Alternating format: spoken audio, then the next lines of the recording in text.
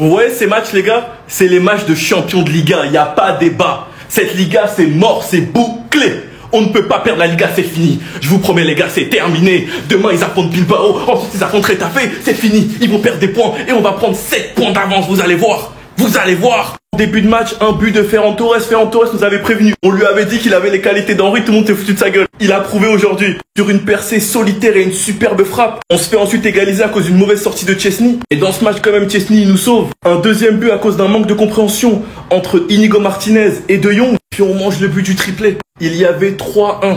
3-1 à la 63e, à la 68e, 3-3. Grâce à l'entrée game changer de Yamal et Olmo. Olmo qui met le premier but et Rafinha qui met une superbe tête sur un superbe ballon de Lamine Yamal. Et à la fin du match, penalty grâce à Olmo, conclu par Rafinha. 4-3. L'entrée game changer et ça, ce sont des matchs de champion de Liga. Pour moi, c'est terminé. C'était le match à gagner. Lewandowski qui sort sur blessure, mais je ferai une vidéo sur ça. Mais en tout cas, franchement, les gars, encore des émotions. Sinon, vous, les gars, vous en pensez quoi? Ramenez sur Snap Instant, s'ennuie. La défense du Barça aujourd'hui, vous avez mis Chesney dans le mal. Et la deuxième fois consécutive, je vois le Barça autant dans le mal. C'était le désordre complet en défense. Inigo Martinez et Cubarsí qui sont d'habitude irréprochables. Aujourd'hui, même laisse tomber. Troisième but marqué par le Celta Vigo. Le but marqué par Borja Iglesias. Regardez comment il s'en sort face à deux défenseurs. Il est entre eux deux. Juste avec un centre, il se retrouve tout seul face à Chesney. Le marquage était juste catastrophique. Il n'y a pas de communication, il n'y avait rien. Et cette histoire d'alignement haut de pressing haut commence à vous porter préjudice. En début de saison, c'était bien beau. Voilà, piège du hors-jeu, tout ça. Mais là, depuis le match face à Benfica, même face à Dortmund, là, vous-même, vous voyez que ça marche pas trop. Parce qu'en fait, j'ai remarqué depuis quelques temps que peu importe l'équipe que le Barça a en face, ils auront toujours des occasions, 2-3 grosses occasions en première mi-temps ou en deuxième. Et aujourd'hui, je compte même pas le nombre d'occasions que le Celta ils ont eu. Combien de fois aujourd'hui Chesney a été obligé de faire des sorties bizarres. Heureusement d'ailleurs qu'il était là parce que sinon le Barça allait encaisser beaucoup plus que 3 buts. Sur le deuxième but du Celta Vigo par exemple, regardez vous-même la sortie de De Jong. Au final, il rate le ballon et le gars était tout seul. Il y a bien quelqu'un qui m'a déçu aujourd'hui, c'est Gérard Martin. Le gars depuis un moment je commence à le complimenter, mais là son match d'aujourd'hui là,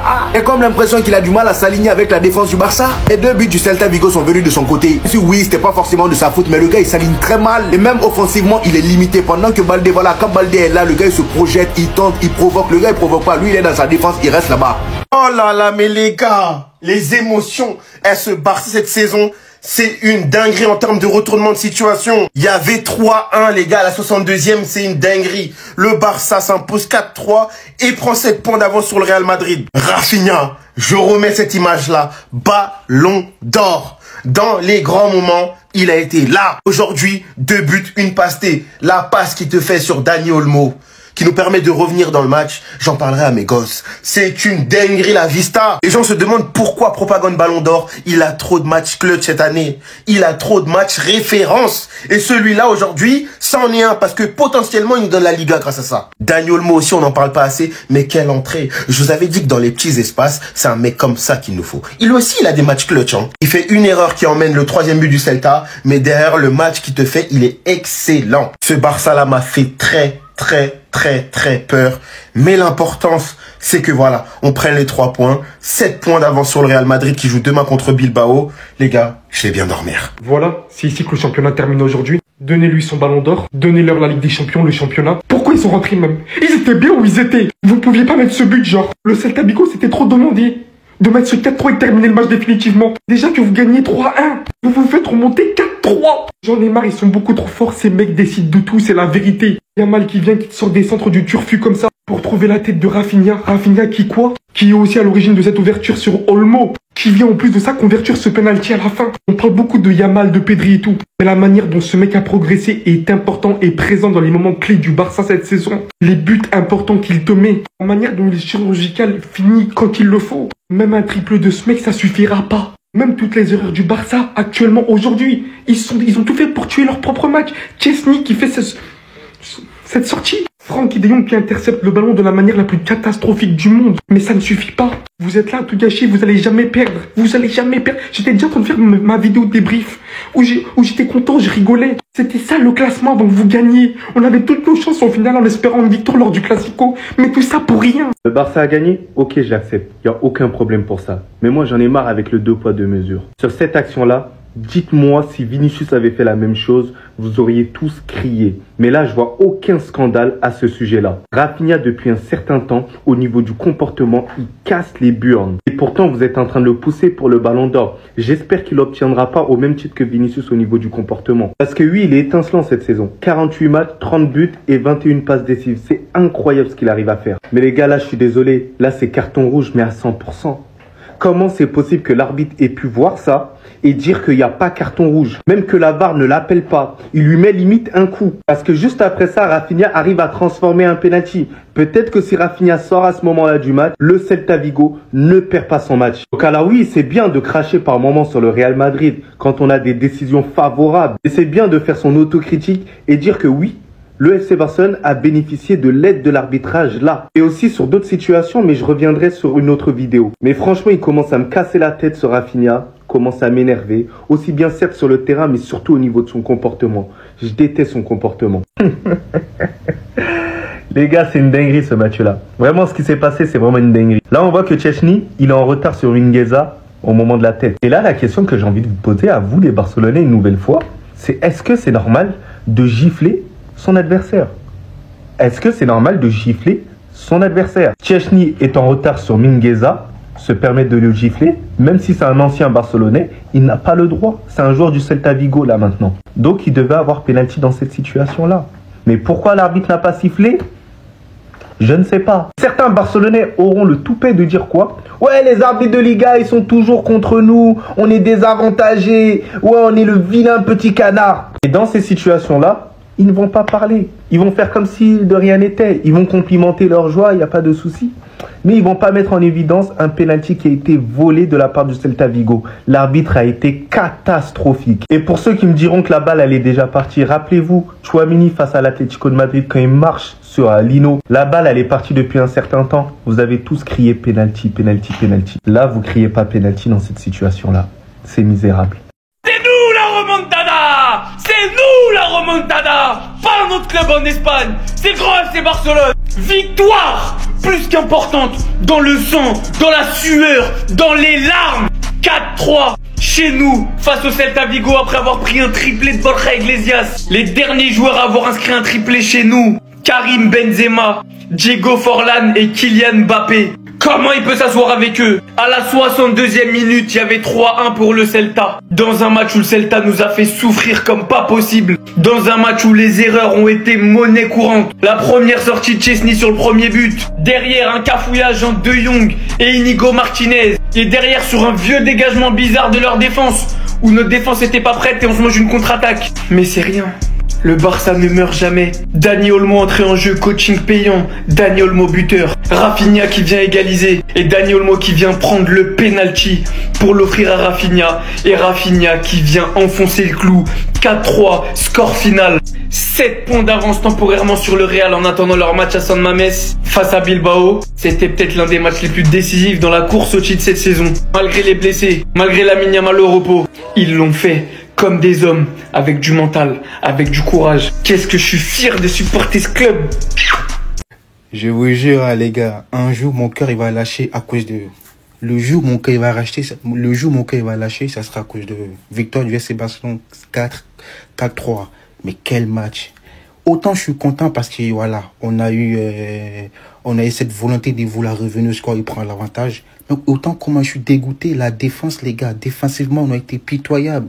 On a été minable. Inigo et, comment il s'appelle, Frankie de Jong, vous jouez à quoi?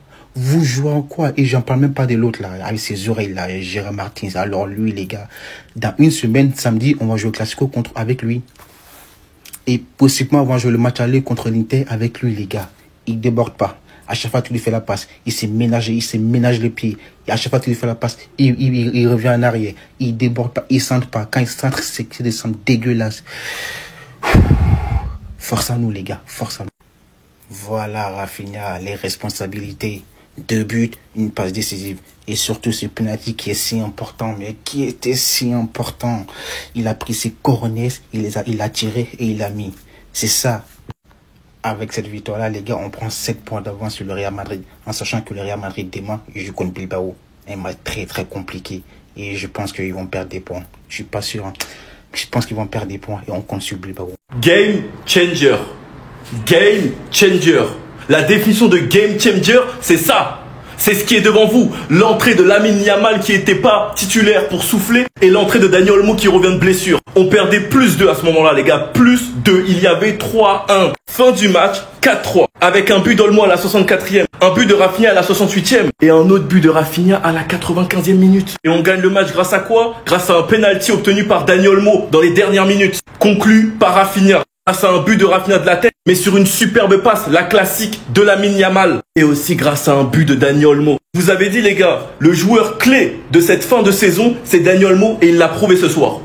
Il l'a prouvé ce soir avec sa superbe entrée. J'espère vraiment que Flick va réussir à le maintenir en forme. Et que cet été, on va suivre le même programme que Pedri afin qu'il se blesse plus trop. Parce que c'est un joueur exceptionnel qui est juste pourri par les blessures. Parce que ce joueur, il a un truc en plus, les gars, je vous jure. Franchement, les gars, pour cette fin de Liga, ça sent bon. Et Lamine Yamal prend encore des points pour le top au Ballon d'Or. Enfin bref, sinon vous les gars, vous en pensez quoi? Ramenez-nous sur Snap Insta, on s'ennuie. C'est là qu'on voit l'importance de Lamine Yamal et Dani Olmo. Surtout Lamine Yamal, quand il n'est pas sur le terrain, regardez comment le Barça a du mal. Dans un match où le Barça est mené 3 buts à 1, il a suffi seulement qu'il mette pied sur le terrain pour que tout change. Le gars, il rentre, tout le monde redevient motivé. Rafinha qui était un peu endormi, il se réveille. À l'entrée de Lamine Yamal, il a été auteur d'un but et une passe décisive. Est-ce qu'on peut parler du but s'il vous plaît? Surtout de la passe décisive de Lamine Yamal. Quelle passe il lâche encore. En fait, il nous a tellement habitués à cette passe-là que ça devient banal pour lui. Regardez où Rafinha est positionné devant le défenseur du Celta. Mais il est tellement connecté avec Lamine Yamal qu'ils se sont déjà compris. Le gars, il te fait un appel là devant le gardien. Lamine Yamal te pose le ballon encore une fois sur sa tête. C'est tellement simple de jouer avec ce gars-là. C'est un facilitateur de jeu. Pourquoi quand il marque pas beaucoup les amis, retenez-vous de le critiquer. Il n'est pas là sur le terrain. Vous-même, vous voyez comment vous galérez. Et Dani Olmo aussi, on en parle. Le gars, il est rentré. C'est pourquoi je vous dis toujours, tous les 10 que vous avez là, les Fermin Lopez,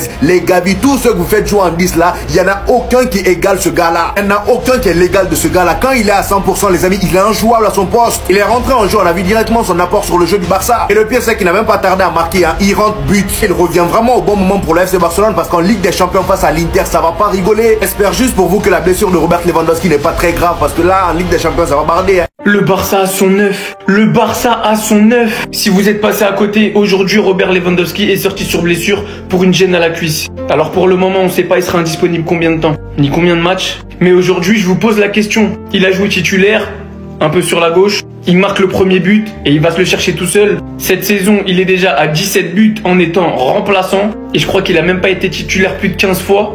Expliquez-moi pourquoi Ferran Torres ne pourrait pas être le titulaire au FC Barcelone. Parce qu'il était nul les années précédentes. Des joueurs qu'on a vu moyens, des joueurs qu'on a vu nuls, qu'on a vu changer de contexte, devenir des joueurs extraordinaires, il y en a un tas. Donc je sais pas si c'est juste parce que ça vous ferait trop de mal de vous dire que le grand FC Barcelone aurait comme attaquant Ferran Tocard. Mais quand je vois ses matchs aujourd'hui, quand je vois le mental dont il fait preuve, quand je vois surtout à quel point il s'est amélioré, et quand je vois aujourd'hui à quel point il peut nous apporter bien plus que Lewandowski, par sa qualité technique, par ses courses, par ses appels, par ses replis défensifs, et qu'il a une finition pas possible, pourquoi le Barça ne pourrait pas jouer avec El Tiburon, le requin en pointe? Et je vous parle même de la saison prochaine. Pourquoi est-ce qu'on lui laisserait pas sa chance? Parce que vous l'aimez pas? Je suis peut-être un peu biaisé parce que j'ai toujours été dans son train. Parce que j'ai toujours aimé ce joueur-là, j'ai toujours vu des qualités chez lui. Mais aujourd'hui, il fait fermer la bouche à tout le monde. Donc dites-moi pour quelle raison Ferran Torres ne mériterait pas sa chance en tant que titulaire au FC Barcelone? Je vous écoute.